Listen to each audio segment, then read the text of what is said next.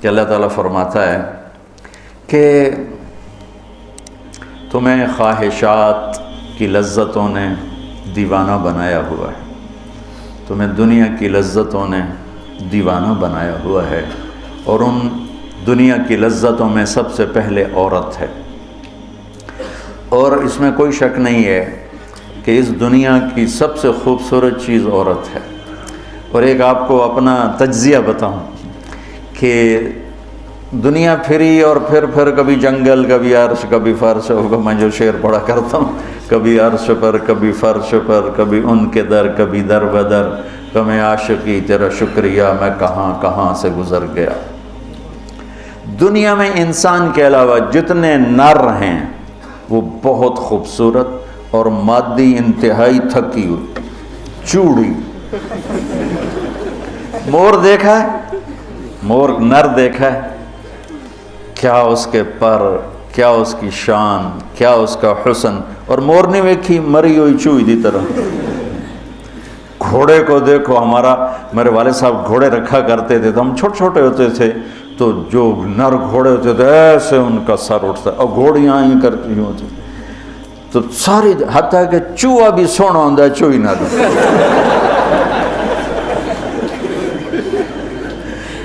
نر کبوتر دیکھو، مادہ کبوتر دیکھو، نر شیر دیکھو، شیر نہیں دیکھو، کھوتا بھی سونا ہے، کھوتی نہ۔ یہ میرا ایک تجزیہ ہے کہ انسان کے سوا جتنی مخلوق جاندار، اس میں نر خوبصورت ہے، مادہ اس کے مقابلے میں بالکل ماٹھی، اور انسانوں میں اس کے برعکس ہے، اس میں مادہ خوبصورت ہے، نر اس کے مقابلے میں نوکر ہی لگتا ہے بیچارہ۔ اللہ نے عورت کو حسین بنایا ہے، مرد سے زیادہ حسین اللہ نے عورت کو بنایا ہے، اور جنت کی بھی سب سے بڑی نعمت اللہ کی رضا اور نبیوں کا پڑوس اور اللہ کا دیدار، جو ایک روحانی نعمتیں ہیں۔ اس کے بعد جو جنت کی سب سے بڑی نعمت ہے وہ جنت کی نیک عورت ہے، جنت کی حور ہے۔ اس سے بابا آدم علیہ السلام جو جنت میں اداس پھرتے تھے، جب ماں جی آئے تو ٹھر پائے آدم علیہ السلام، خوش ہو گئے، واہ واہ جوڑی بن گئے، جوٹی دار آ گیا۔ اور یہ بات تو آپ سب کو معلوم ہے کہ اللہ نے یوسف علیہ السلام کو سب سے حسین بنایا، لیکن یہ بات کم معلوم ہے کہ عورتوں میں سب سے حسین اللہ نے حوا کو بنایا، ایسے حوا۔ آج تک کوئی عورت ایسی خوبصورت نہیں پیدا کی گئی جیسے اللہ تعالیٰ نے حضرت حوا کو پیدا کی۔ تو انسانی لذتوں میں سب سے بڑی لذت، سب سے بڑی خواہش وہ اللہ نے عورت، نیک عورت دنیا کی سب سے بڑی نعمت ہے۔ الدنیا کلھا متاع وخیر متاعها المرأة الصالحہ، دنیا چند روزہ ساز و سامان ہے، اور اس میں سب سے اعلیٰ درجے کا ساز و سامان نیک عورت ہے، نیک عورت، جس سے زندگی کی رونق ہے، جس سے زندگی میں حسن ہے، جس سے زندگی میں جمال ہے۔ عربوں میں دستور تھا مار پٹائی کا، تو جب مدینہ میں ایک ریاست قائم ہو گئی تو عورتوں نے آ کے شکایت کی ہمارے خامد ہمیں مارتے ہیں، تو آپ نے ممبر پر کھڑے ہو کر غضبناک انداز میں کہا، جو عورتوں پہ ہاتھ اٹھاتے ہیں ان میں کوئی انسانیت نہیں۔ اس قدر شدید ڈانٹ پلائی، جو عورت پہ ہاتھ اٹھاتا ہے اس میں کوئی انسانیت نہیں، لا خیر فیہ، کوئی انسانیت نہیں ان۔ اور آپ نے فرمایا کہ خیرکم خیرکم لأہلہ، سب سے اعلیٰ درجے کا مسلمان وہ ہے جو بیوی کے ساتھ اچھا سلوک کرتا ہو۔ اور پھر فرمایا، اور میں اپنی بیوی کے ساتھ تم سب میں سب سے زیادہ اچھا سلوک کرتا ہوں۔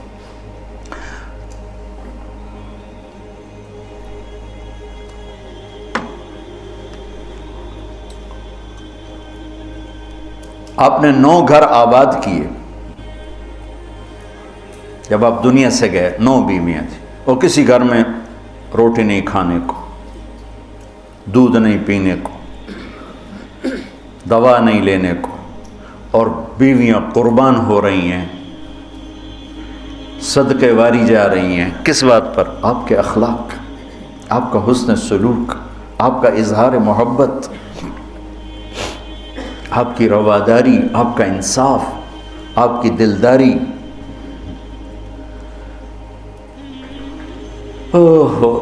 تو اللہ تعالیٰ کہہ رہا ہے تمہیں بڑی اچھی لگتی ہیں عورتیں پھر آگے نمبر 2 اولاد، پھر سونے چاندی کے ڈھیر، پھر بڑے خوبصورت گھوڑے، پھر جانور، پھر کھیتیاں۔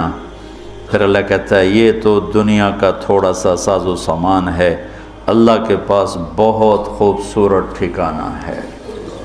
پہلے دنیا کا بتایا، ابھی ہم بیٹھے تھے تمہارے استاد کہنے لگے ذہب سونے کو کہتے ہیں، اور ذہب ہے چلے جانا، یعنی یہ وہ چیز ہے جو چلی جاتی ہے، اور فضہ بھی ہے، انفضہ سے ہے بھاگ جانا، بھگدڑ مچ جانا۔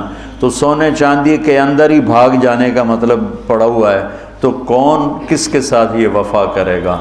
لیکن انسان کی کمزوری اللہ نے بتائی کہ تمہیں عشق ہے، تمہیں تمہاری خواہش ہے میری بیوی ایسی ہو، میرے بچے ایسے ہوں، میرے پاس سونے چاندی کے ڈھیر ہوں، اور میرے پاس سواریاں ہوں، گھوڑے ہوں، میرے پاس لینڈ کروزر ہو، میرے پاس مرسڈیز ہو، میرے بڑے کھیت ہوں، بڑا زمیندارہ ہو، بڑا میرا ڈیرا ہو۔ یہ سارے تمہارے اندر کے خیالات ہیں جو اندر جنم لیتے رہتے ہیں، لیکن لو بھی لوگے تو کب تک لوگے؟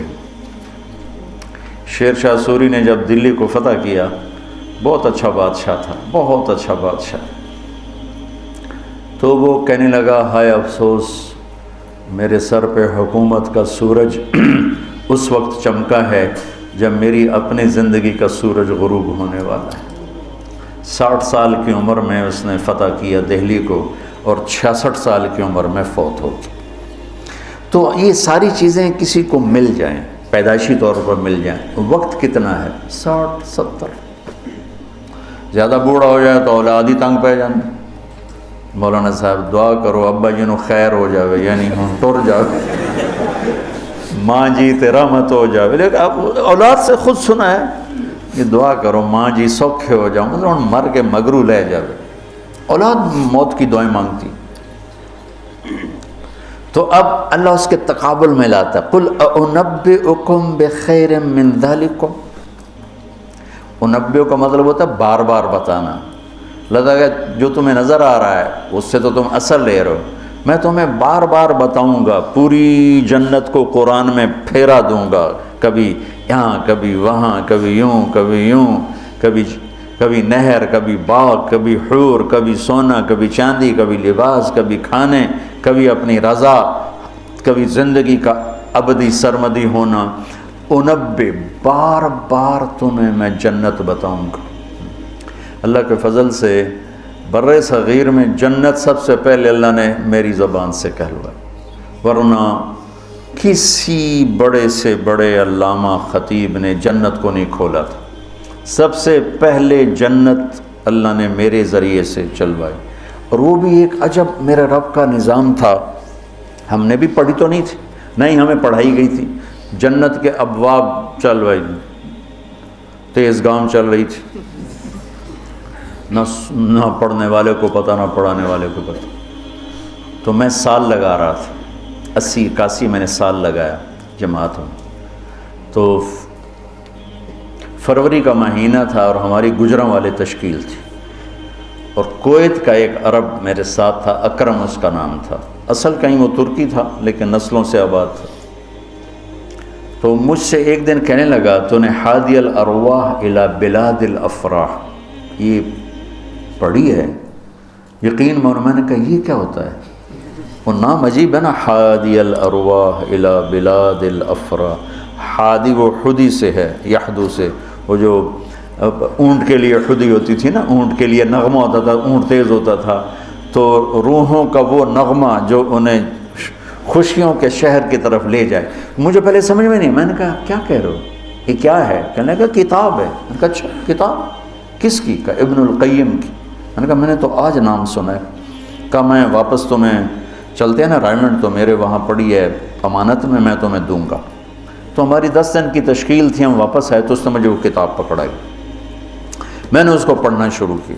سب سے پہلے میرے رونگٹے کھڑے ہوئے کہ یا اللہ اتنا بڑا تیرا مہمان خانہ، اور ہمیں سوائے لفظ جنت کے علاوہ معلوم ہی نہیں کہ وہ کیا دولت ہے، کیا خزانہ ہے۔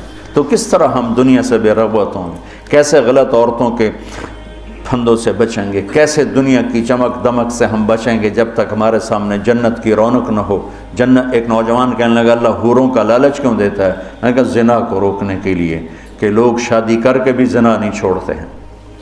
تو اللہ تعالیٰ نے کہا پاک دامن ہو جا، میں نے تیرے لیے جنت کی خوبصورت لڑکیاں تیار کر کے رکھی ہیں، وَزَوَّجْنَاهُمْ بِحُورٍ عِينٍ، اور ہم خود تمہارا نکاح کریں گے جنت کے حوروں کے ساتھ۔ اللہ نکاح پڑھے گا، سبحان اللہ۔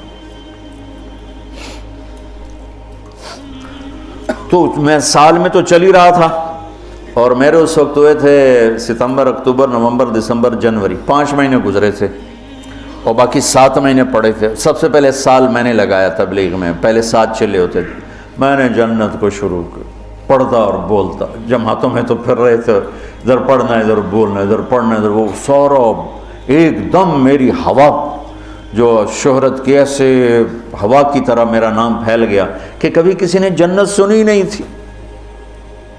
وہ کہا ہم نے تو 50 سال 70 سال عمر ہے، کوئی کہ 80 سال عمر ہے، کوئی کہ میری 50 سال عمر ہے، میری 60 سال عمر ہے، میں نے زندگی میں کبھی جنت کو نہیں سنا، میں نے پہلی دفعہ آپ سے جنت کو سنا ہے۔ تو وہ جو میں پہلے مشہور ہوا لوگوں میں، وہ جنت کی وجہ سے، کہ جنت کو میں نے بیان کرنا شروع کیا۔ سارا 1000 آیات ہیں جنت اور جہنم پر، اور کوئی بیان ہی نہیں کرتا۔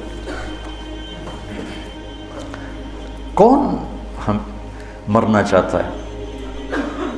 کون غربت چاہتا ہے؟ کون بیماریاں چاہتا ہے؟ کون دکھ چاہتا ہے؟ ہر ایک چاہتا ہے کہ ایک آئیڈیل لائف ہو، آئیڈیل گھر ہو، ایک خوبصورت زندگی ہو۔ تو اللہ نے کہا میں نے چھپا کے رکھی ہے، اب تھوڑے دن میری مان لو، پھر تم آ جاؤ، پھر دیکھو میں تمہیں کیسے دیتا ہوں۔ تو قل انبئکم بخیر من ذالکم، میں تمہیں یہ یہاں کی عورت، یہاں کی اولاد، یہاں کا سونا چاندی، یہاں کے گھوڑے، یہاں کی سواریاں، یہاں کی لینڈ کروزریں، یہاں کے جانور، یہاں کی زمینیں جائیدادیں تو تم دیکھ رہے ہو، تمہیں ایک اور جہان بتاؤں؟ ایک اور جہان بتاؤں؟ یا اللہ کون سا ہے؟ قل الذین اتقوا، وہ سب کے لیے نہیں ہے، وہ ان کے لیے ہے جو میرے یار بنیں گے، جو مجھ سے دوستی لگائیں گے، سب کے لیے نہیں ہے، یہ وہ ہیں جو میرے یار بنیں گے۔ للذین اتقوا، یہ ہمارے دیہاتی کہتے ہیں اللہ آپ پہ بشکش، اور یہ زیادہ پڑھے لکھے لوگ کہتے ہیں یہ ایم ہی ہمیں ڈرائی رکھتے ہیں، کچھ بھی نہیں ہے۔ تو ایسی بات نہیں ہے، اللہ تعالیٰ نے حسین اور یزید میں فرق کرنا ہے۔ رات کو شراب پینے والا اور رات کو نماز پڑھنے والا برابر ہو جائے گا۔ میرے نبی کے نواسے نے جان کیوں دے دی، نسل کیوں ذبح کروا دی؟ اگر یہی فیصلہ ہونا ہے کہ رات کو ناچنے والی، رات کو رونے والی برابر ہو جائیں، رات کو پوڑی بیچنے والا، شراب بیچنے والا، اور صبح سے شام تک حلال کمانے والا، تھک کے گھر جانے والا، اللہ ان کو برابر کر دے گا۔ سچ بولنے والا، جھوٹ بولنے والا برابر ہو جائیں گے، نماز پڑھنے والا، نہ پڑھنے والا برابر ہو جائیں گے، سود کھانے والا، حلال کھانے والا برابر ہو جائیں گے۔ تو پھر کربلاؤں کا مقصد کیا ہے؟ پھر تو ساری کربلاؤں کی تاریخ ختم ہو جاتی، ختم ہو جاتی، انسانیت نام کی کوئی شے نہیں رہ جاتی۔ تو میرے رب نے وَامْتَازُوا الْيَوْمَ أَيُّهَا الْمُجْرِمُونَ کا اعلان کیا ہے۔ ام نجعل الْمُتَّقِينَ كَالْفُجَّارِ أَفَنَجْعَلُ الْمُسْلِمِينَ كَالْمُجْرِمِينَ مَا لَكُمْ كَيْفَ تَحْكُمُونَ۔ تو قرآن بتا رہا ہوں، سورہ کیا نون القلم، کہ تمہارا دماغ خراب ہو گیا ہے کہ میں فرما بردار اور نافرمان کو ایک جیسا ڈیل کروں گا؟ تمہارا دماغ خراب ہو گیا۔ ایک آدمی رات کو زنا کر رہا ہے، ایک مصلی پہ بیٹھا رو رہا ہے، ان دونوں کو اللہ برابر کر دے گا۔ تو للذین اتقوا، ہم نے ایک بڑا اسپیشل پروگرام، پیکج، لیکن ہے تقوی والوں کے لیے۔ اچھا، تقوی والا بننا کوئی مشکل کام ہے؟ یہ کوئی ایسی آسمانی چیز ہے، آفاقی چیز ہے؟ قرآن کا پہلا صفحہ دیکھو، کتنا آسان کام ہے تقوی والا بننا۔ ہدی للمتقین، یہ ہدایت ہے تقوی والوں کے لیے۔ کون ہوتے ہیں؟ الذین یؤمنون بالغیب، جو غیب پہ ایمان لاتے ہیں۔ تو ہم سب غیب پہ ایمان لائے ہوئے ہیں نا۔ ویقیمون الصلاۃ، اور نماز پڑھتے ہیں۔ تو ہم نماز پڑھتے ہیں نا۔ ومما رزقناہم ینفقون، جو ہم نے دیا ہے اس میں سے خرچ کرتے ہیں۔ تو کوئی خرچ کرتے تو ہوگے نا، مولوی ہوتا تو بخیل ہے، وہ چلو کوئی تھوڑا بہت تو خرچ کرتے ہوگے نا۔ والذین یؤمنون بما انزل الیک، جو قرآن پہ ایمان لائے، وما انزل من قبلک، جو تورات زبور انجیل پہ ایمان لائے۔ بتاؤ اس میں سے کون سی مشکل ہے؟ ایمان لانے میں پھر ساری شرطیں آ جائیں گی نا۔